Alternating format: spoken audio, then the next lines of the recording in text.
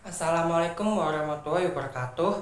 Perkenalkan, nama saya Tafa Fadillah dengan NIM 811422131, nomor absen 23. Akan melakukan tugas rekaman investigasi untuk memenuhi UAS Pendidikan Anti Korupsi. Halo semuanya. Tahukah Anda korupsi itu apa? Korupsi adalah suatu bentuk ketidakjujuran atau tindak pidana yang dilakukan oleh seseorang atau suatu organisasi yang dipercayakan dalam suatu jabatan kekuasaan untuk memperoleh keuntungan yang haram atau penyalahgunaan kekuasaan untuk keuntungan pribadi seseorang. Nah, korupsi dapat melibatkan banyak kegiatan yang meliputi penyuapan, penjualan pengaruh, penggelapan, dan mungkin juga melibatkan praktik yang legal di banyak negara. Berbagai penyebab korupsi dapat ditemukan seperti dorongan dan dukungan dari keluarga, lingkungan yang memberikan dorongan, pengaruh dari kehidupan sehari-hari. Dampak korupsi. Korupsi memiliki dampak yang luas dan berbahaya seperti merugikan keuangan negara. Korupsi dapat merugikan keuangan negara atau perekonomian negara, merintangi proses pemeriksaan perkara korupsi. Korupsi dapat merintangi proses pemeriksaan perkara korupsi, menghancurkan kepercayaan masyarakat. Korupsi dapat menghancurkan kepercayaan masyarakat terhadap pemerintah dan institusi. Nah, pencegahan korupsi. Pencegahan korupsi dapat dilakukan dengan beberapa cara, seperti edukasi dan kampanye. Edukasi dan kampanye dilakukan sebagai bagian dari pencegahan dan mempunyai peran strategis dalam pemberantasan korupsi. Pendidikan anti korupsi sejak dini. Pendidikan anti korupsi sejak dini dapat meningkatkan pengetahuan masyarakat tentang tindakan-tindakan korupsi sehingga masyarakat dapat ikut andil dalam pemberantasnya. Strategi anti korupsi, yang dilakukan dalam rangka melawan korupsi seringkali dirangkum dalam istilah anti korupsi. Nah, jadi dari korupsi yang kita akan bahas adalah kasus korupsi 966 juta yang bikin asisten daerah Cilegon ditahan. Asisten daerah 2 Cilegon Tubagus Dikri Mulawardana TDM ditetapkan sebagai tersangka dan ditahan Kejari Cilegon terkait kasus dugaan korupsi pembangunan pasar rakyat. Ex anak buah Dikri dan seorang pengusaha juga ikut ditahan. Nah, ini selain itu, terdakwa Dikri bersama dengan terdakwa Bagus membayar pelaksanaan kontrak yang tidak sesuai dengan prestasi pekerjaan oleh perusahaan Scepter Edward Hall, sehingga membuat bangunan dinilai tidak dapat difungsikan dan tidak dapat dipakai. Kegagalan bangunan dalam pengadaan pembangunan pasar rakyat Kecamatan Grogol, Kota Cilegon, ujar dia. Ahmad menjelaskan, kasus tersebut berawal pada Februari 2017. Ketika itu, Pemkot Cilegon mengajukan proposal pembangunan pasar rakyat di 3 kecamatan Kota Cilegon kepada Kemendak RI.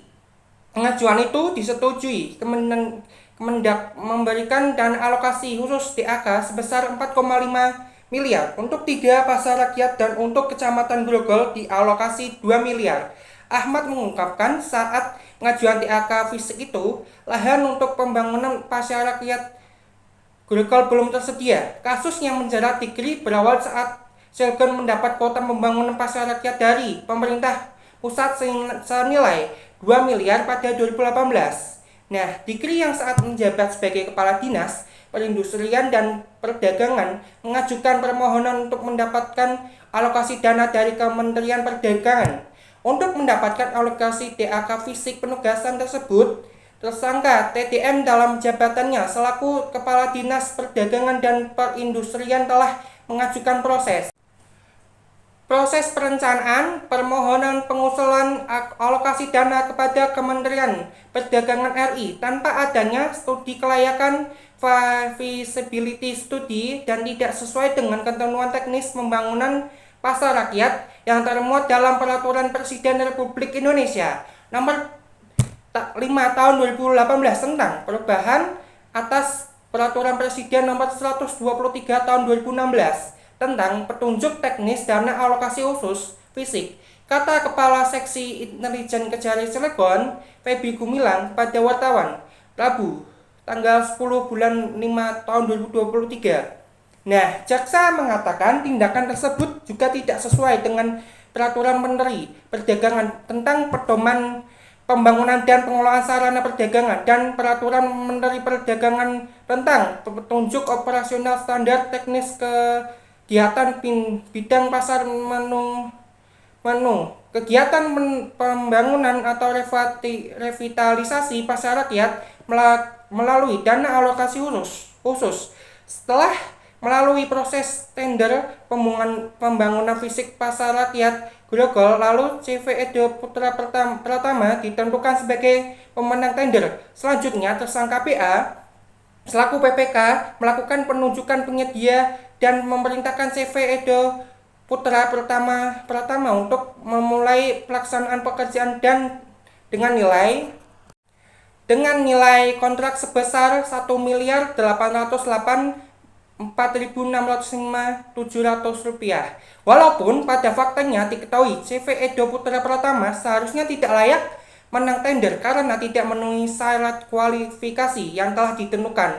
Bahkan terdapat dokumen yang palsu atau dipalsukan untuk memenuhi syarat kualifikasi yang ditentukannya, ujarnya. Nah, meski perusahaan tersebut tak memenuhi syarat, Dikri dan anak buahnya berinisial BA tetap menyetujui perusahaan tersebut untuk menggarap pembangunan pasar. Jaksa mengatakan hal itu merupakan tindakan melawan hukum. Kemudian juga tersangka TDM pelaku pengguna anggaran dan tersangka PA selaku PPK pejabat membuat komitmen secara melawan hukum dan atau menyalahgunakan kewenangannya menyetujui pekerjaan pembangunan pasar rakyat Grogol tersebut dilaksanakan oleh pihak yang bukan merupakan personil sebagaimana tersebut dalam kontrak, katanya. Akibat kong kali kong tersebut, bangunan pasar tak bisa difungsikan. Alhasil, bangunan yang terletak di Kecamatan Grogol itu terbengkalai karena tak sesuai spesifikasi. Jaksa mengatakan perbuatan ketiga tersangka menimbulkan kerugian negara 966 miliar atau juta. Jumlah itu berdasarkan hasil penyidikan jaksa usai persidangan dengan agenda pemeriksaan saksi pada Rabu sore kemarin.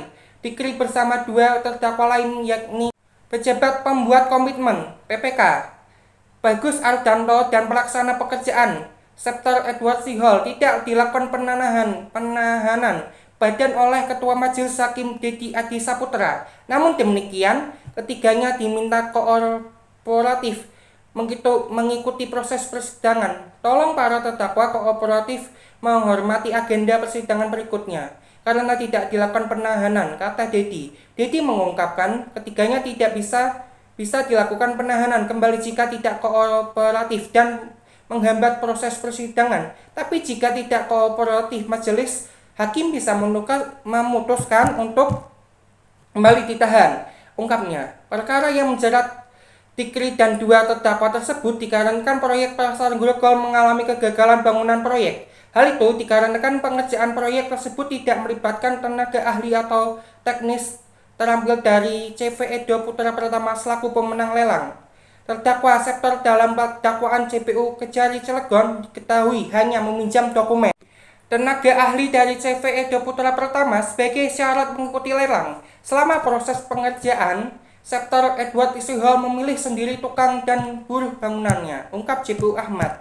Ahmad menjelaskan proyek yang didanai oleh pemerintah pusat tersebut terdapat keterlambatan progres pekerjaan. Hal tersebut berdasarkan laporan mingguan oleh pengawas proyek. Proyek pasar Kecamatan Grogol mengalami keterlambatan progres pekerjaan, katanya.